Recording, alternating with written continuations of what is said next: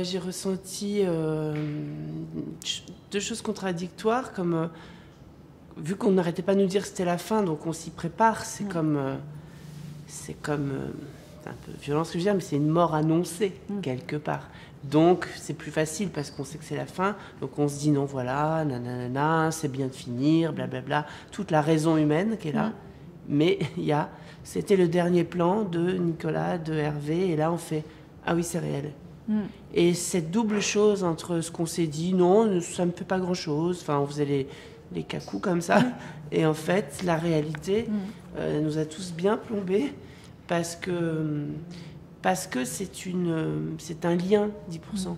C'est un lien non seulement entre nous, certes, c'est un lien avec les gens. Vous savez, moi, je fais mes courses, je dirais pas quel genre de supermarché, mais à côté de chez moi, et quand la caissière me dit « Ah, mais c'est un peu trop long hein, entre les deux », et moi, j'ai une réponse en général, je dis « Mais non, on la tourne bientôt, ou bientôt ça sort, etc. » Sauf que là, s'il n'y a plus, c'est-à-dire que, et même on doit annoncer aux gens « C'est la dernière », et les gens font « Quoi ?» Je dis « Oui, c'est la dernière ». Donc, il y a toute cette chose-là qui est...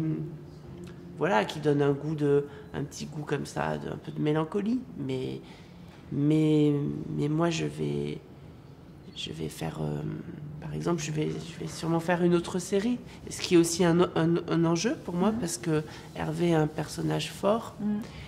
Et on écrit en ce moment pour moi une série, un des personnages d'une série. Et voilà, j'ai envie que ce soit aussi fort. Donc moi, ça me met beaucoup de pression.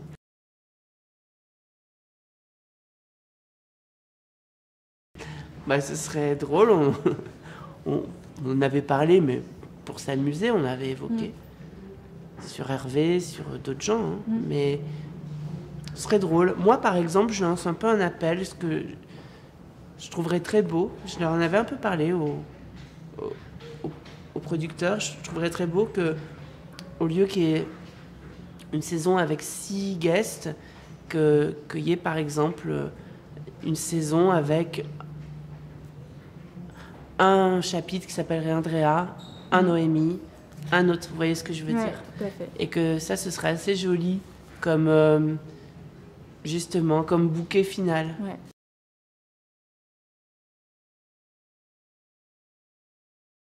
Oui, et ce qui n'est pas si souvent, on dit oui, c'est parce que je suis bien servie, mais c'est aussi un sacré challenge, parce qu'il ne faut pas oublier qu'il faut quand même être à la hauteur d'Hervé, parce que j'ai mis la barre très haut. Hein, et puis moi, j'aimais bien mettre ce que j'appelle des petits pins un peu partout, c'est-à-dire que j'aimais bien rajouter ci ou ça dans une réplique, comme on dirait le tombé d'une robe ou d'une veste. Moi, j'aime bien le tombé d'une réplique comme acteur. J'aime bien, je réfléchis beaucoup au texte. Et là, c'est vrai que les saisons avançant, quand on joue Hervé, on n'a pas le droit de décevoir. C'est comme un pacte avec le public. Et donc voilà, forcément, cette ampleur-là, il faut aussi que moi, il fallait que j'en sois à la hauteur. Donc voilà.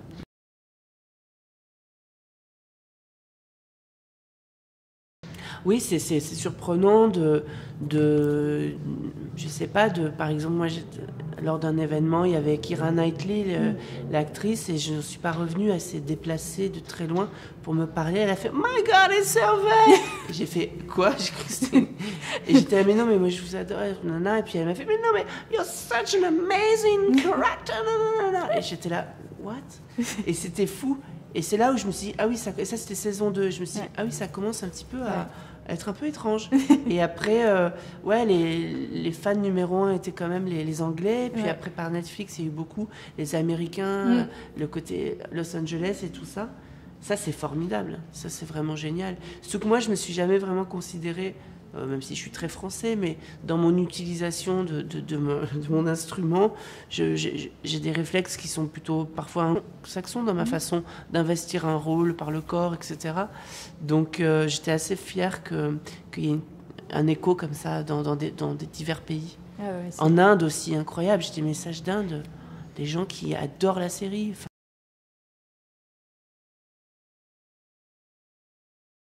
Quand on le retrouve, il est épuisé de toutes les saisons d'avant. Et il est un peu... il se dit, bon, allez, on fait bouger, on arrête cette fatalité. Il essaye parce qu'il a un côté très petit soldat. Je pense que c'est vraiment le soldat ASK. C'est celui qui ne flanchera jamais. Donc il commence comme ça, avec encore, comme il commençait finalement les saisons précédentes, en disant ok, on a de longs mois devant nous, mais on va y arriver. Sauf que quelque chose, quelqu'un, une situation va bousculer ce qui était prévu dans sa vie.